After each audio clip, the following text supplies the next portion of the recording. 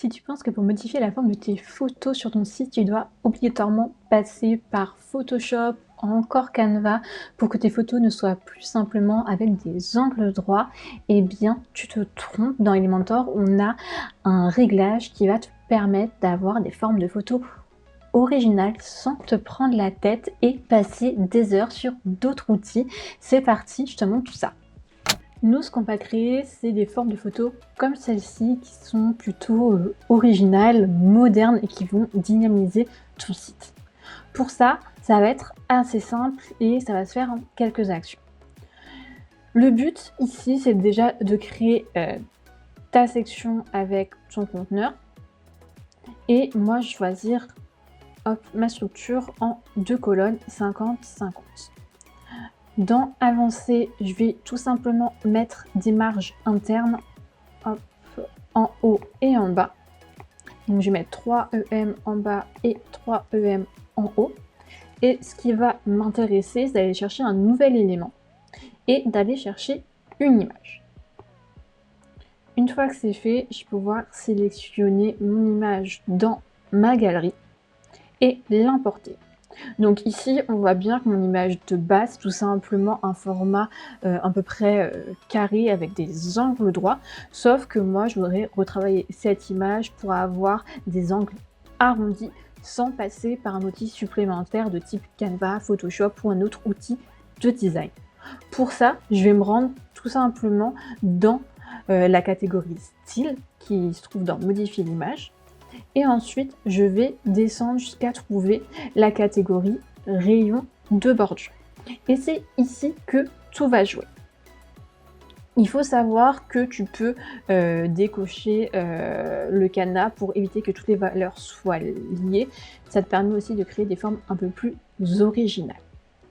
Ici, tu as des cases haut, droite, bas et gauche. Il faut savoir qu'en fait, le haut, ça indique toujours le haut à gauche de ton image et qu'après ça va dans le sens des aiguilles d'une montre. Comme ça, tu sais à peu près te repérer. Si je te montre ici et que je mets 60 pixels du rayon de bordure, tu vois directement que ça a modifié mon image en quelques instants. Et si je fais ça à chaque élément, j'ai un format qui a changé directement en quelques secondes sans que j'ai eu beaucoup d'efforts à faire. Donc là, tu peux avoir un format où tous les angles, en tout cas, ont le même rayon de bordure, mais tu peux aussi faire quelque chose de totalement différent. Par exemple, ici, je vais laisser mes angles arrondis en haut à gauche et en bas à gauche, et donc du coup je vais modifier celui en haut à droite pour le remettre à 0. On n'oublie pas de décocher le cadenas si c'est pas fait. Hop, et en bas à droite, et on voit que ça me permet d'avoir deux angles droits et d'autres arrondis. Là, j'ai mis un arrondi qui est un peu plus faible, mais on va voir qu'on peut donner à cette photo un format qu'on appelle un format un peu cloche. Et donc ici, je vais mettre par exemple 200 pixels en haut et 200 pixels à droite. Là, on voit que c'est encore trop faible. Je vais modifier l'arrondi, en tout cas le rayon. Et j'arrive à avoir facilement ce format d'image là. Ce que ça permet, c'est aussi d'avoir des photos qui vont être un petit peu moins lourdes. Normalement, si vous voulez faire ces formats là sur du Photoshop, sur du Canva, il faut les exporter en PNG avec un fond transparent. Ici, vous pouvez juste importer votre photo avec la taille que vous souhaitez, avec des angles droits sans fond transparent, ce qui fait que la photo est moins lourde aussi à charger. Et ensuite, faire le travail de design en utilisant le rayon de la bordure.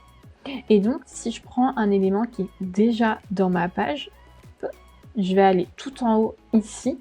Cet élément, il contient une ombre, enfin l'image en tout cas, elle contient une ombre verte et on va voir que l'ombre va changer en même temps que mon image pour la raison suivante. Donc là, je clique sur mon image. Pareil, je vais dans style Et si je veux modifier, le rayon Mon Image, par exemple en haut à droite, je vais mettre, 80 pixels.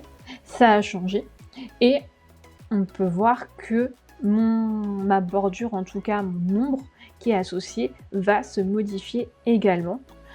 Et ça se fait parce qu'en fait, dans le type de bordure et dans le rayon de la bordure, j'ai ce qui s'appelle une boîte, à ombre de boîte, et qu'elle est paramétrée ici, ce qui fait que ça suit tous les changements qui vont être indiqués dans le rayon la bordure. Pareil, si je mets 80, voilà, tout se modifie en même temps. Donc pour un réglage, vous pouvez modifier tout ça en même temps. Le fait de travailler les rayons de la bordure, ça permet d'avoir quelque chose d'original, d'harmonieux, de cohérent, mais aussi de dynamique sur votre site. Mais attention à ne pas en abuser. On peut vite être tenté de mettre, de trop retravailler les photos, de mettre trop de style, trop d'effets, et ça peut donner un côté vidéo ou pas assez lisible à votre contenu. Donc, on peut l'utiliser, mais avec parcimonie. Si on veut garder ce côté moderne, on s'en sert intelligemment. Tu sais maintenant comment modifier la forme de tes photos sans passer par un outil tierce de design. Je t'invite à aller tester sur ton site et voir si tu arrives à faire ces modifications en utilisant l'option rayon de bordure sur tes images. Et si ça t'a aidé, n'hésite pas à laisser un like ou un commentaire à la vidéo.